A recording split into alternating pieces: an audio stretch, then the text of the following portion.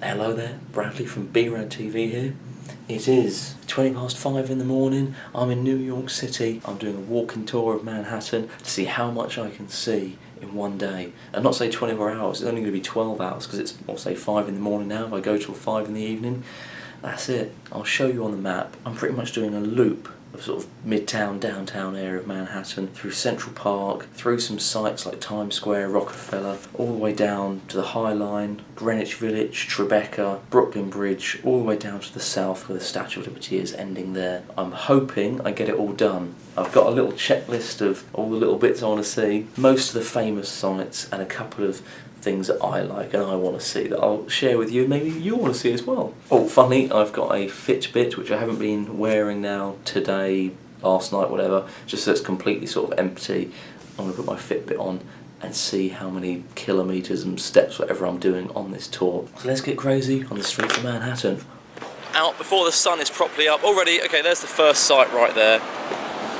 Chrysler Building, you can see it, that counts. So I'm starting this tour on 49th and Lexington, just to give you some context if, like, you know New York, where you've got a map around. I don't have a black coffee because I thought, why am I going to get one free at the hotel when I know I'm going to walk past the Dunkin' Donuts that opens at 6 AM? So I think I might time it just right, get myself a Dunkin' Donuts coffee to start my New York walking tour. Oh, it feels so good to be back, man. The sights, the sounds, the smells. I have missed this place. And I'm too early, it's closed, and I haven't got time on this walking tour to wait around, so I have to come out and get a Dunkin' Donuts later. Bloomingdale's. A bit early, the sun's not up, so it's all a bit dark, but I thought I'd just show you Bloomingdale's, world famous department store. Rachel from Friends is meant to have worked there in the show, and I think Joey becomes that sort of perfume cowboy there. And at Christmas time, the windows have some really weird things in them. There's like a competition with all the shop windows to be the best. But Bloomingdale's, like last year, and I think the year before, had these weird art things in there, and they were incredible. Bloomingdale's, Lexington Avenue, Park Avenue, Grand Central, the MetLife building's right at the other end there. I'll check that out later. Now we arrive at the Plaza Hotel on the corner of Central Park and 5th. You might not recognise it from that angle, it's the hotel from Home Alone 2. I'm going to go to the Duck Pond in Central Park over here, but where the more famous, iconic shot is from. We descend into Central Park in the early hours of the morning. We are at the Duck Pond, mentioned in Catcher in the Rye.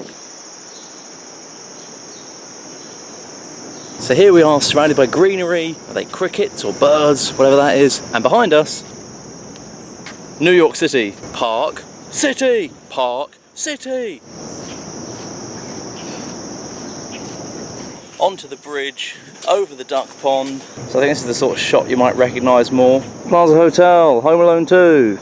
Now we're going to walk a bit further into Central Park, see some things you'll definitely recognise. And a little bit deeper into Central Park, we have the Literary Walk, or the Mall, but this is the Literary Walk. Trees, benches along the edge, and statues of famous writers all the way along. Name that movie or TV set in New York, and you would have seen this. It's normally busy, but of course getting here at 6 in the morning on a Sunday, got it all to myself. There's actually no one here. I saw one person walking a dog. At the end of the Literary Walk, you have the stairs from John Wick, I'll call them. I can't remember if they got a name. I know they lead to the Bethesda fountain we're about to see. But these, again, not just John Wick, every movie in New York. But Bradley calls them the John Wick steps. You'll recognise them in a second. They're from loads of things. And then outside of these archways here, the Bethesda fountain. I hope I'm saying that right. Again, this whole area is from the end of John Wick 2, where the whole world kicks off and wants to kill him.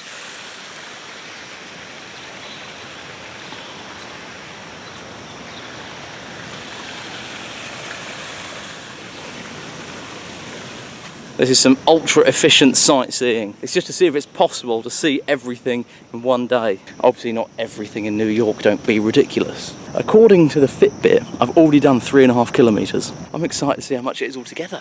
I love when the mist comes in over the city and skyscrapers getting lost into the clouds. It's haunting and lovely.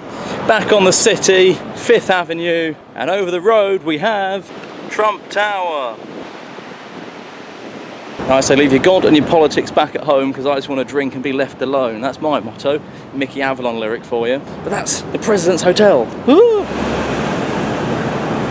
And a little further down Fifth Avenue we've got Saks Fifth Avenue, another famous department store.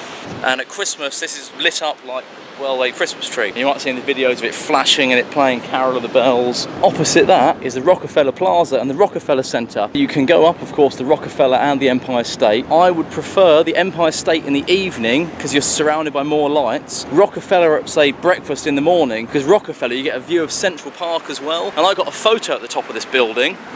And the photo was the Empire State Building, World Trade Center 1 and the Statue of Liberty, all in the same photo. So I recommend Rockefeller during the day, Empire State at night. And this is where at Christmas, the big Christmas tree is at the end here. And there's an ice skating rink as well.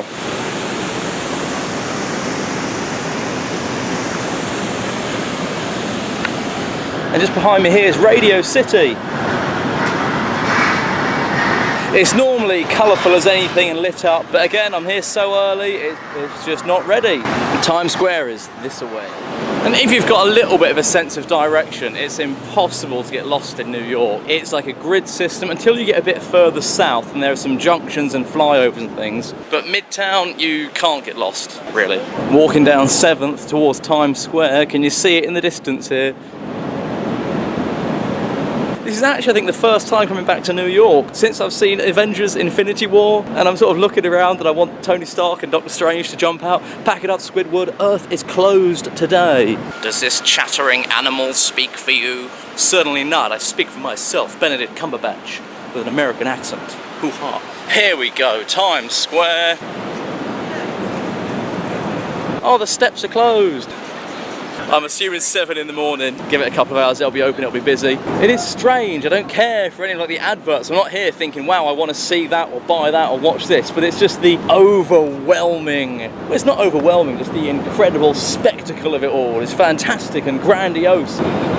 It's like a giant show, and it brings people together from all over the world, and there's nothing bad about that. No, I can get Starbucks at home. I want Dunkin' Donuts. Come on, there's got to be one around the corner here. This is a small park, a couple of blocks away from Times Square. Bryant Park, there's sometimes like a market here, a few eateries and coffee places, and a bit of greenery. Let's go to the building on 5th Avenue in front of Bryant Park, and it is the New York Public Library from the beginning of Ghostbusters. Something magical. I feel the tingles, you can feel it. The New York Public Library on 5th Avenue.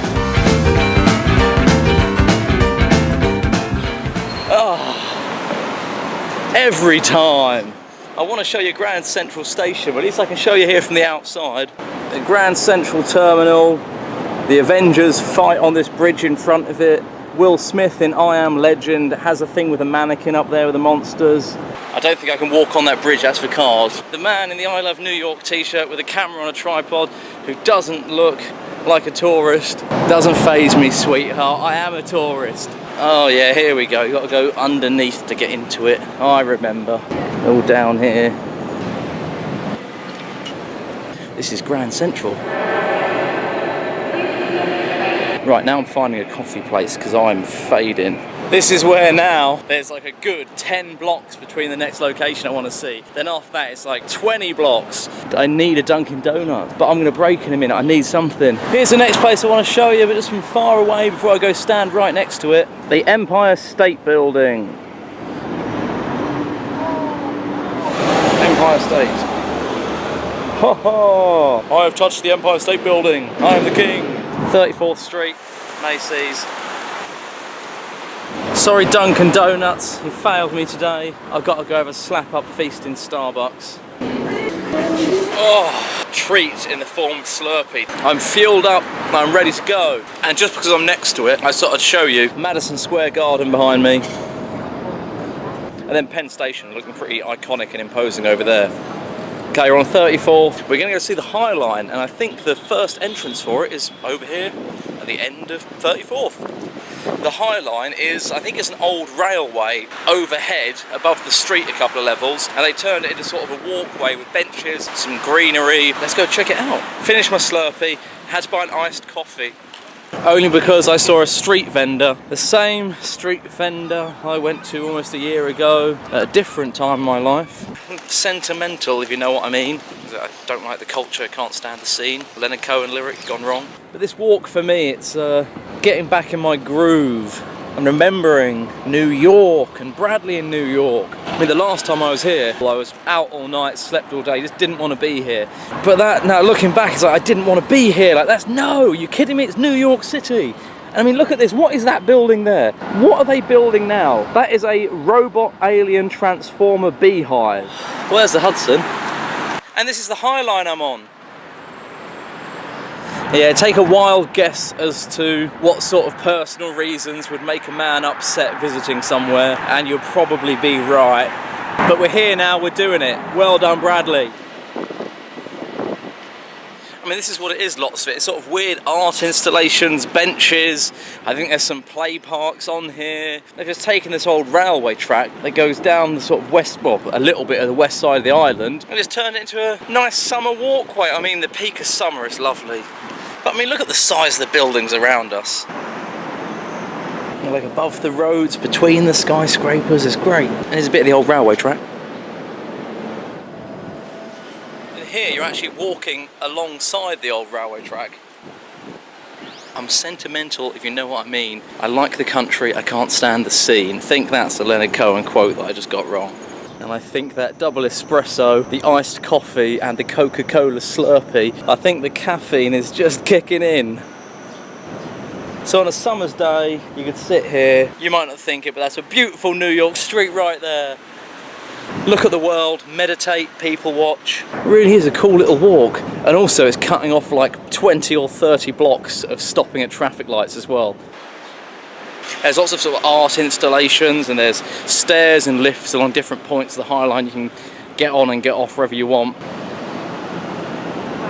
White River, you stole my eyes, never gave them back, and tried to kiss me.